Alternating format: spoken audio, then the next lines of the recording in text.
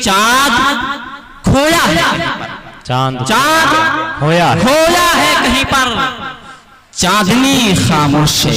کیا بات ہے، چاند کھویا ہے کہیں پر، چاندنی خاموش ہے. موت سے زیادہ ہماری زندگی خاموش ہے. آہا کیا بات ہے. آج ہماری انسانیت کس قدر سو چکی ہے یہ شعر دیکھے گا.